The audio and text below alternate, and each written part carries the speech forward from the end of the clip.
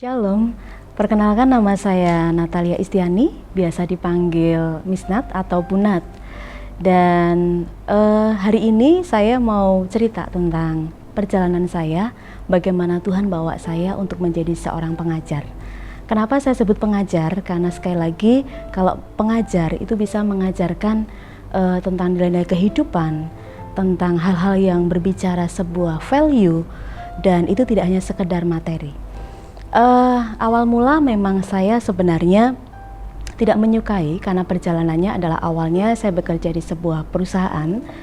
Itu berawal karena memang lulus SMA itu tidak punya tujuan.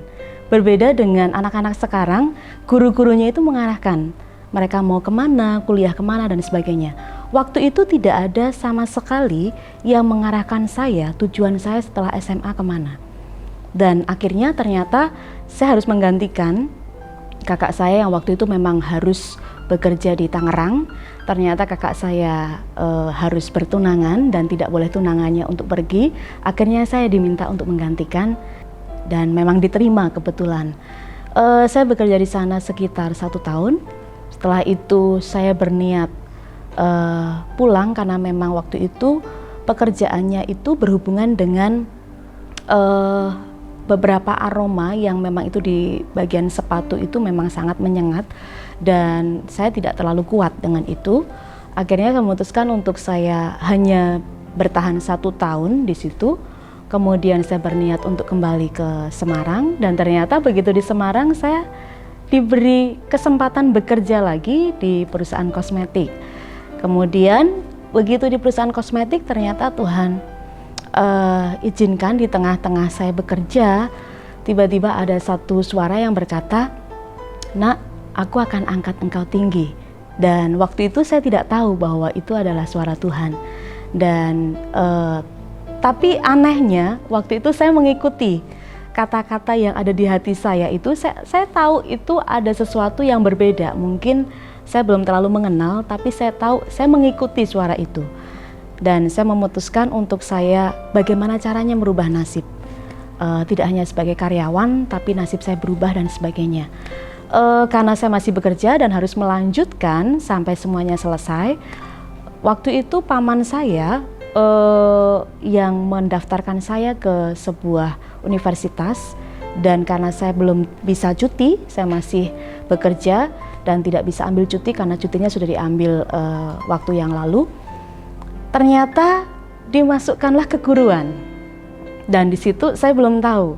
Kemudian diambilkan jurusannya pun jurusan yang itu tidak hasil dari bertanya ke saya, hanya dilihat dari nilai raport dan raportnya yang tertinggi adalah bahasa Indonesia. Makanya saya dimasukkan ke bagian Fakultas Bahasa dan Sastra Indonesia, bukan Inggris gitu ya. Nah, terus akhirnya berlanjut saya memang resign akhirnya dengan hasil dari kerja saya di perusahaan sebelumnya. Semester 1, semester 2 memang saya biayai dengan hasil yang dari saya kerja sendiri. Begitu berikutnya orang tua saya yang membantu. Kemudian ternyata sampai di semester 5 saya baru menyadari bahwa ternyata begitu lulus nanti saya akan menjadi seorang guru. Dan buat saya itu adalah sesuatu yang sangat berat karena guru itu adalah teladan, itu contoh. Bahkan mungkin orang-orang berpikir bahwa itu profesi yang waktu itu ya, masa itu adalah profesi yang sangat terhormat sebenarnya. Kenapa? Karena memberi contoh buat orang lain. Singkat cerita, saya akhirnya PPL ya waktu itu di salah satu sekolah swasta yang cukup besar, itu bisa paralelnya bisa 6 kelas begitu ya. Itu satu levelnya, misalkan di kelas 2-nya dia bisa 6 kelas, kelas 1-nya 6 kelas dan sebagainya. Dan cukup besar. Setelah lulus betul akhirnya saya menyelesaikan waktu itu 3,5 tahun dan akhirnya selesai. Menurut saya Tuhan atur semuanya. 3,5 tahun bukan 4 tahun. Kenapa? Karena ternyata setelah itu Tuhan berikan saya sebuah tempat yang memang waktu itu juga karena saya mimpi, dan di mimpi itu ternyata ada banyak anak-anak kecil dan itu seperti sebuah sekolah dan rangka-rangka semua bangunannya saya lihat di mimpi itu dengan jelas. Semua anak-anaknya semuanya tidak ada yang hitam, ya, alias semuanya saya lihat di situ semuanya Chinese, ya. Dan ternyata betul, begitu saya mengikuti apa kata orang tua saya untuk memasukkan di situ, ternyata betul itu sekolah yang saya lihat di mimpi. Dan ketika di micro teaching ternyata saya lolos, kemudian masuk ke tes yang berikutnya. Akhirnya saya, singkat cerita, mengajar di tempat itu yang ternyata seperti sekarang saya bisa melihat bahwa Tuhan sudah persiapkan berapa tahun yang lalu di sekolah itu sebelum saya ada di sini, gitu ya. Ternyata di situ nama sekolahnya itu semua berhubungan dengan semua alat-alat perang. Ada tombak, ada pedang, tapi semua dalam bahasa Inggris ya. Ada baju sirah, ada kelas yang bernama kelas perisai, kelas kota benteng, kubu pertahanan, dan sebagainya.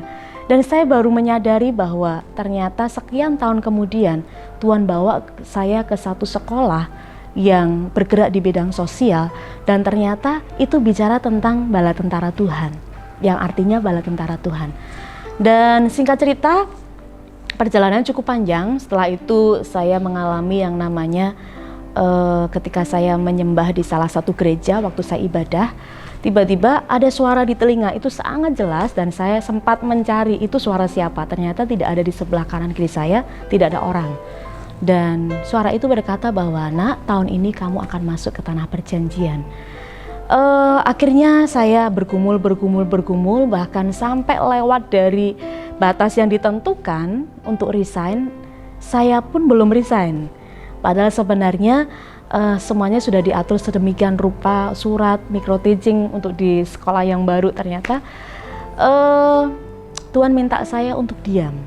Akhirnya saya bawa dalam doa dan sebagainya. Singkat cerita, saya dibawa memang akhirnya ke salah satu sekolah yang bergerak di bidang sosial. Dan di situ awalnya saya akan ditempatkan di anak-anak yang kecil, anak-anak SD. Tapi entah kenapa waktu itu pemimpin mengarahkan saya untuk ke SMK. Dan SMK itu adalah tahun-tahun awal waktu itu. Gurunya pun itu masih sekitar 4 atau 5 dan belum semuanya full time. Ada yang full time, tapi ada banyak yang mereka mungkin guru SMP membantu di situ dan sebagainya. Singkat cerita, tahun kedua Tuhan percayakan yang lebih dari itu, dan saya mengajar di situ.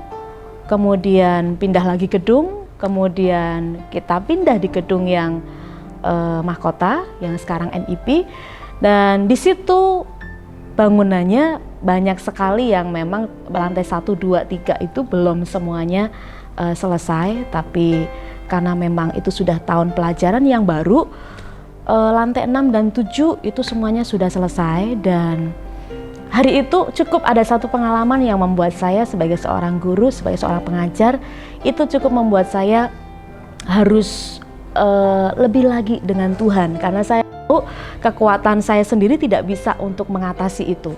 Waktu itu ada satu anak yang dia putus dari pacarnya, begitu ya, wanita, dia tidak perlu saya sebut, begitu ya. Anak ini sedang putus cinta. Saya kurang tahu bagaimana pacarannya mereka seperti apa, saya kurang tahu. Tapi yang jelas anak ini akhirnya pandangannya kosong. Anak ini akhirnya merasa bahwa dia tidak berharga. Dan hari itu untung saya menemukan dia, saya cari-cari dan dia ada di tangga. Itu sedang dia gemetar, tangannya dia kepal begini. Ternyata di dalamnya itu adalah butir-butir obat. Itu sekitar 12, dia mau telan semua. Untung ketahuan dengan kita dan kita segera menolong, kita bawa dia ke atas, kita panggil orang tua, kita panggil dokter yang di klinik dan sebagainya. Singkat cerita, anak ini akhirnya kita terapi dengan, ya saya tahu saya tidak punya background pendidikan psikolog, walaupun di awal waktu kuliah saya ingin di situ. Ternyata saya dimasukkan ke bahasa. Dan ya dengan apa yang saya waktu itu Tuhan beri hikmat, ya akhirnya saya terapi anak ini dengan membaca firman, dengan mendengarkan khotbah, dengan yang namanya mendengarkan setiap pujian penyembahan. Bahkan mungkin ketika dia mau emosi, saya harus dampingi dia. Kadang kala makan pun dia harus disuapin. Bahkan kita harus tegur berkali-kali supaya dia tidak melamun dan sebagainya.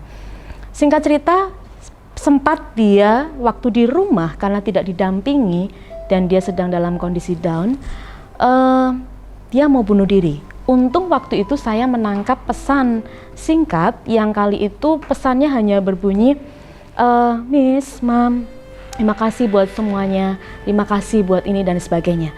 Saya melihat itu sebuah kata-kata perpisahan, tapi ternyata betul itu tanda bahwa dia sebenarnya waktu itu dia ingin bunuh diri. Dan untung saya peka dengan itu, kemudian saya telepon, saya hubungi orang tuanya. Orang tuanya ternyata sedang ada di sebuah toko. Tokonya itu jaraknya sekitar 10 menit dari rumah.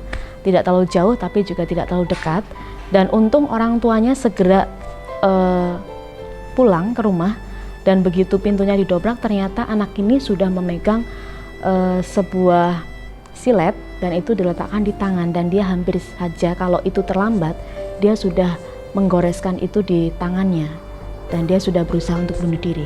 Tapi karena orang tuanya segera datang, akhirnya dia diselamatkan, dan akhirnya sekarang saya melihat, singkat cerita, saya melihat dia sudah bekerja, dia gemuk ya, dia sehat, dia kuat, dan ada banyak hal yang dia bisa kerjakan hari-hari ini.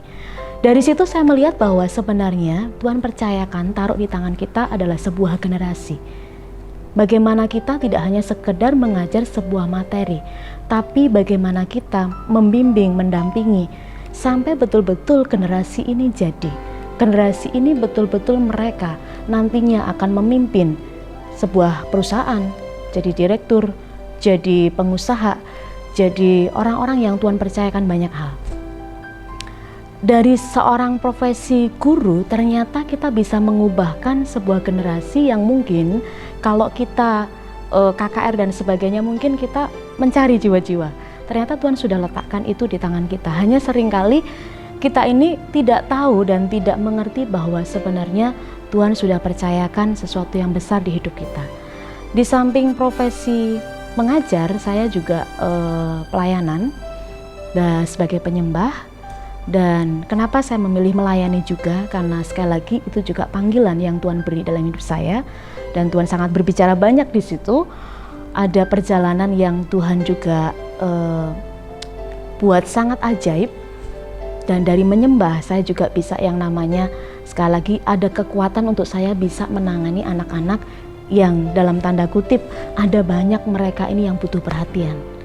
Kalau saya hanya pakai kekuatan sendiri, saya tidak menyembah, saya tidak belajar masuk dalam hadirat. Sekali lagi ada banyak anak-anak yang saya tahu dengan metode manusia tidak akan pernah bisa menjawab. Hanya dengan metode dan cara yang dari Tuhan itu sendiri yang akhirnya memulihkan setiap mereka. Pada saat mereka menyembah, kita ajak mereka dekat dengan Tuhan, ternyata ada sesuatu yang Tuhan sedang kerjakan di hidup mereka, ada pemulihan, ada kesembuhan. Bahkan Tuhan percayakan ada 60 anak, ada sekian generasi yang sekarang masuk ke worshiper, dan puji Tuhan juga ada anak-anak yang di grup kegerakan. Kebetulan saya pegang juga, dan mereka setiap Jumat sebelum pandemi, mereka itu seringkali kita kirim berdua mereka ke sekolah A, sekolah B, sekolah C untuk mereka pelayanan, mereka isi khotbah, mereka sharing. Dari situ saya merasa bahwa saya melahirkan sebuah generasi yang saya tahu ada sekian 14 generasi, karena saya sudah mengajar hampir sekitar 10 tahun lebih. Dan Tuhan percayakan itu di tangan kita, di tangan saya.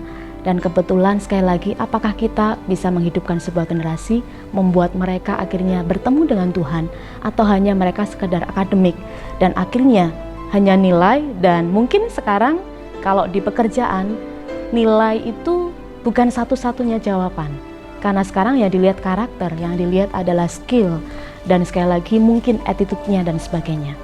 Jadi dari profesi mengajar saya tahu ada banyak hal yang saya bisa melahirkan sebuah generasi yang mungkin orang lain belum tentu bisa melahirkan sebuah generasi yang mereka nantinya akan jadi pemimpin. Dan saya melihat beberapa alumni Mereka ada yang sudah bekerja di perkapalan, mereka ada yang sudah bekerja di sebuah perusahaan-perusahaan ternama, bahkan anak-anak yang dalam tanda kutip haleluya 36 kali bukan 12 kali. Ternyata mereka sekarang jadi orang-orang yang ajaib. Kemarin saya mendapatkan informasi mereka jadi polisi, mereka masuk ke Akabri, mereka masuk di tempat-tempat yang saya tahu itu sepertinya mustahil untuk anak-anak yang seperti ini. Tapi itulah profesi mengajar yang seringkali kita harus membagikan hidup kita, membagikan banyak hal yang kita sendiri pun kadangkala berjuang. Tapi sekali lagi ternyata ketika kita memperhatikan mereka, kita kunjungan ke mereka, kita belajar untuk kita merendah, untuk kita sekali lagi angkat mereka, topang mereka, gendong mereka. Ternyata ada sesuatu yang ajaib yang Tuhan kerjakan. Dan itu bicara juga penyembahan, itu bicara mesbah, itu bicara juga worship. Jadi hari ini mari sama-sama sebagai seorang pengajar dimanapun Anda berada, mari belajar untuk kita sama-sama percaya bahwa sebuah generasi Tuhan percayakan di tangan kita.